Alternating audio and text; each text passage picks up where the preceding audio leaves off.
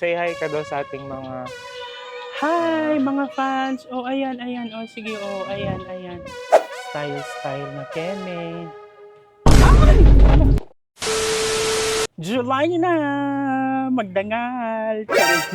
Today is July 1. Magkakaroon tayo ng ating garden tour update. It's been like 5 months. Hindi tayo nakapag-update. Sabi natin monthly, di ba? Kasi sobrang busy dahil sa'yo. Sorry Nandito pa rin naman. tayo start sa ating bakod and nakalak pa rin yan kapag walang lakad dito lang tayo. Ang ating saging ay meron na siyang baby. Yeah, malaki na siya. Yes, meron na tayong saging dyan, may baby na siya. Yung acerola, nahihirapan pa rin tayong pabungahin ulit. Pero natikman na natin to, sobrang sarap. Bago to, itong jackfruit na to. Nilabas natin to, no, dati wala pa to dito. Itong ating Sobrang ruby red na rubber tree. Overgrown na yung ating tear natin. Actually, dying. Yeah. Ang dami niya ng seeds. So, if you want guys, come visit us. Charing. Pangatlong lipat na natin ang halaman na to. Hindi ko alam kung ano pangalan niya, pero white yung kanyang bulaklak. Tapos ito, kakalipat ko lang kahapon, sana mabuhay siya. As you can see, sobrang mahangin today because of the bagyo. Nasa open sea na siya, kaya presko ngayon dito sa ating place. Here is our lemongrass. Sobrang nakukuhanan pa rin pala natin yan kapag nag-iihaw, adobo, and everything. Meron siyang katabing buhay na rin na grafted to na chico na maliit. Let's go back quickly kasi you can see kasi yung dahon ng ating saging is may mga putol-putol, may mga bali-bali. Hindi yan nasira, kundi pinagpuputol natin yan kapag nag-iihaw tayo kasi ang sarap kapag binabalot natin yung bangus. Meron na rin tayo ditong kakao. Ayan, bagong tanim lang yan. Kasi gusto nating mapuno to ng mga kung anik-anik na tanim. So meron tayo ditong dragon tail. Pinaglalagay natin yan dyan sa bakod. Kinuha natin to sa Santa Maria Davao del something, ganyan. So doon. Sobrang laki na niya. Yeah, sobrang laki niya. Buhay na buhay pa rin yung ating mga ano dito, birds of paradise. Medyo lumaki na rin yung ating avocado that's grafted din. Meron tayo ditong suha. Pag namimili tayo ng pinya, so gusto natin yung may crown, kinakat natin yung kanyang crown and then tinatanim natin ulit. I think Zinnia. yung zinnia na to, nagtanim tayo dyan before and then full grown na yung bulaklak niya. Wow, may butterfly yung ganda. Oh, ayan. Tapos, I think nalaglag na yung mature niya na seeds and then tumubo lang siya dyan ulit. Etong sili na to, nilipat na rin natin sa lupa because I love sili. We have again our malunggay. Here's our balimbing. Balimbing. I think bago tong ating, I forgot the name. Also. I forgot the name. Pero I love the flowers Nakalimutan kasi yung ano. kulay peach. Nandito pa rin pala yung ating kalamansi. 3 puno yung meron tayo Super dito tall sa na siya. garden. Second puno natin ng suha. And then another mas malaking pinya. This one is blackberry. Parang gusto ko pa siyang ilipat. Here another peach color ng gumamela. Meron tayo ulit ditong sili. Say hi ka daw sa ating mga Hi mga fans! Oh, ayan, ayan. Oh, sige, oh, ayan, ayan. Ito yung ating lemon layer pa. lemon mayor. May buhay pa naman sa mga rose ko. Bali, nilipat natin siya dito. Ayan. So, nandito na sila. Tapos, ano nga tong halaman na to? That's chico. Meron na rin chico. siyang Ayan. So, ayan, meron na rin siyang bulaklak. generally, lahat ng mga fruit-bearing trees, wala lamang namatay, kundi parang yumabong. Yes, siya. ang Yung pinili mga natin yung mga roses. grafted para magkabunga na siya agad. Oo. Ayan. So, yung fire tree ulit. Yung, eto, African talisay mo, sobrang mayabong na siya. Akala natin mamamatay siya, pero nagpalit lang pala ng dahon. Meron tayong additional tree of mulberry. Ayan. So, sabihin hindi siya, ano nga yung tradition? Hindi siya native. Illinois na variety. Ating papaya, malapit ng mamunga. Tingnan nyo, meron na Huwag siyang... mong hawakan. Ay, bawal hawakan, sabi ni Madam. Meron na siyang Meron na siyang mga flowers. Ayan. So, hopefully, one day, Mabuo na mamumunga siya. And tingnan nyo naman ang ating mangga, ang dami niyang bulaklak. So, tag-ulan ngayon, so mahirap talaga siyang as expected. ng mangga. Pero ito talaga pinipilit niya. Siguro dati, wala pa tayong tanim ng mga gulay-gulay. Nagtanim tayo ng talong, okra. So, hina-harvestan natin yan para sa ating pakbet. Ito, tingnan nyo naman. So, medyo maliliit na ngayon kasi hindi na siya summer eh. So, okay lang. Pwede nating palitan ulit.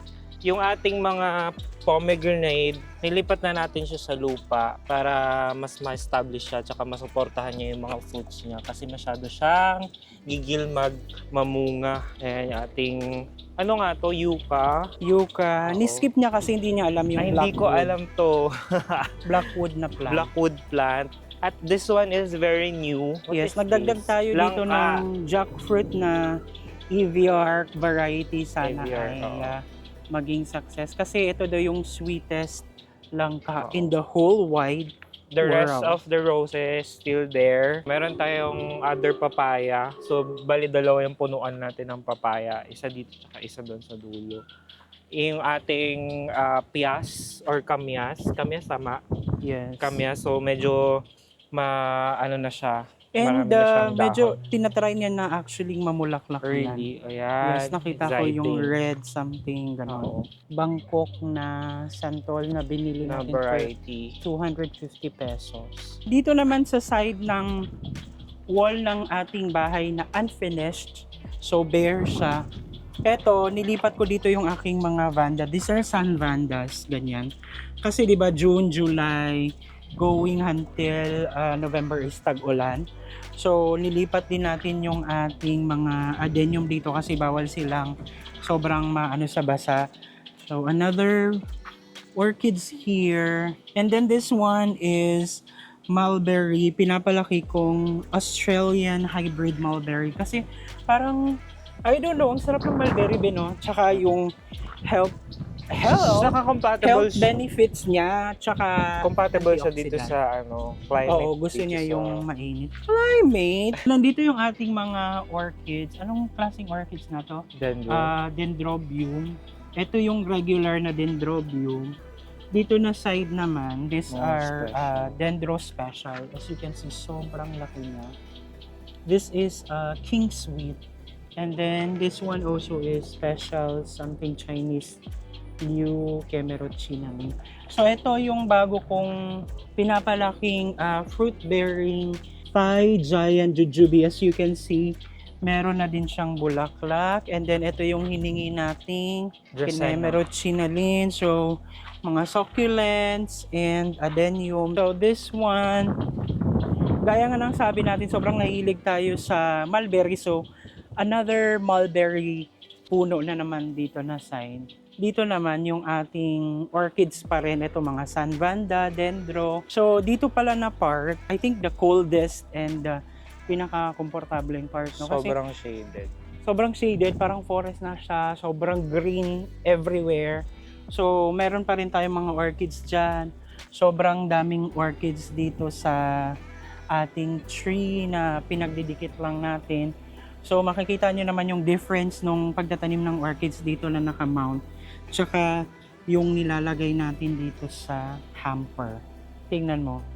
Nilalagay lang natin siya sa hamper. Sobrang mas malago siya. Nandito pa rin yung ating mga Rinco Stylis. Mas green siya, no? Mas healthier na siya ngayon. So much excited sa kanilang flowering season which will be on November. Grabe yung mga roots. The roots are giving.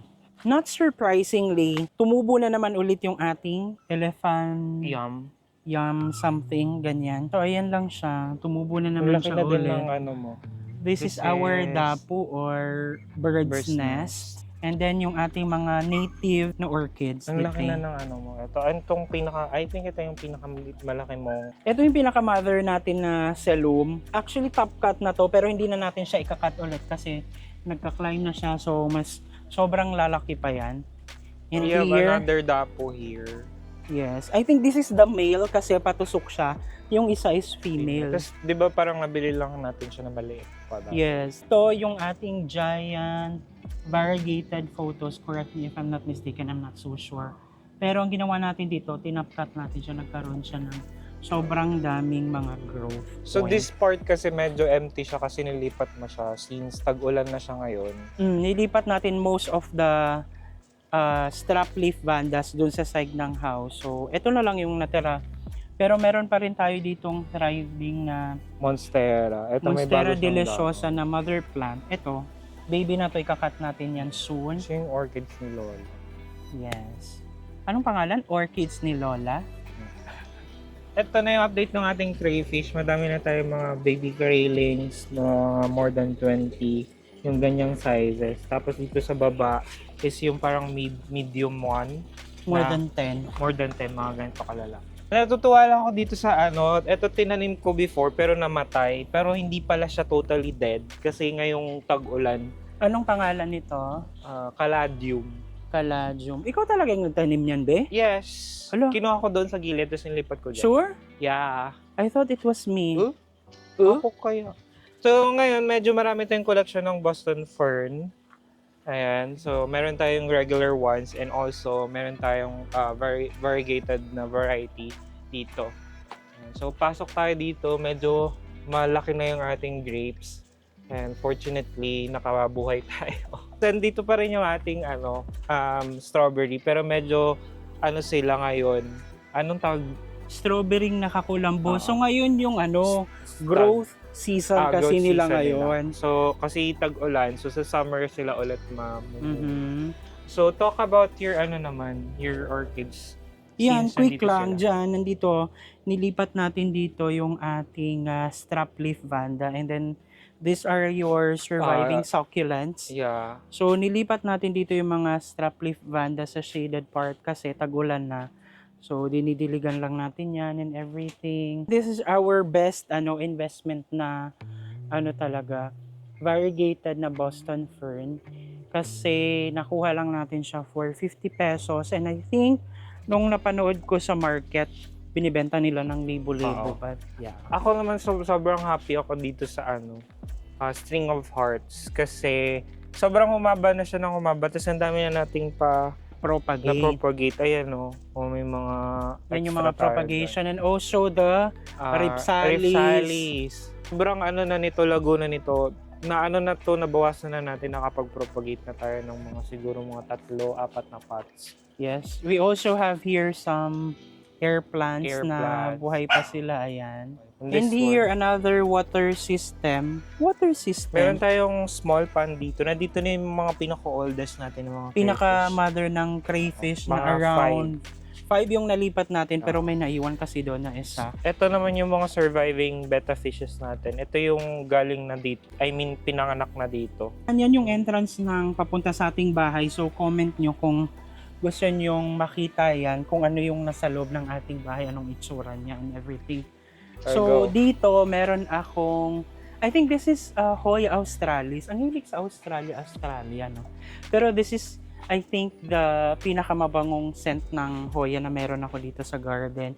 So meron tayo ditong mix of philodendron, Camerocinalin na pinapatubo dyan. Dyan natin sila, Halo-halo na yan. dyan natin sila pinapa-thrive and then before natin sila ilipat sa other parts of the house. Ito yung pinakamarami nating na-propagate dito na philodendron is yung Homa Homa. lumen. Pumili na rin ako ng additional na Homa, na ito siya Homa mint daw. So gusto ko yung Ganda. Homa na tricolor. Kung meron kayo, pa-share naman dyan, Ayan. Yung ibang cattleya natin, nilagay na lang natin dyan sa isang wood Minaw. slab, something. And this one pala yung ating Paraiso Verde na pinagpuputol-putol na natin. Meron na tayong dalawang nabuhay na propa. So, ito parang naging siya, parang mint. Kasi yung original na iba yung itsura niya, di ba? So, dito, another mga Cattleya Ay. orchids, ganyan, philodendron na tinatry kong buhay. Tinatry kong maglagay sa mga ganyang style na keme. Tapos nandito yung original natin na Yan yung native pinaka mulberry. mother plant ng mulberry. So this is Grabe what yung- I'm saying na minarkot ko siya. Yung isang tinanim natin dito galing. Tapos dalawa yung namarkot ko. I thought 50% lang Lang. yung success rate ng pagmarkot. Let's go And to the other lastly, side. this is our fiddle leaf fig. So initially, nakalagay siya sa malaking paso. Nilagay natin siya sa loob. Pero parang na-feel natin na parang kailangan niyang ilipat sa outside world. So ngayon, ito na siya, sobrang laki niya na, 'di ba? Yung Galing. ating giant kalate. Ito yung pinaka-giant calathea natin sa ating parang forest jungle na Ayan siya. vibe kasi Sobrang dito. lalaki ng kalate. Ito kasi yung part ng garden na ibang-iba na talaga yung vibe niya, parang nasa forest. Ayan, so meron tayo ditong magandang Birds of birds of paradise, ganyan. So meron tayo ditong, nakalimutan ko yung pangalan ng plant na to. Ayun lang. So more ano pa in the future.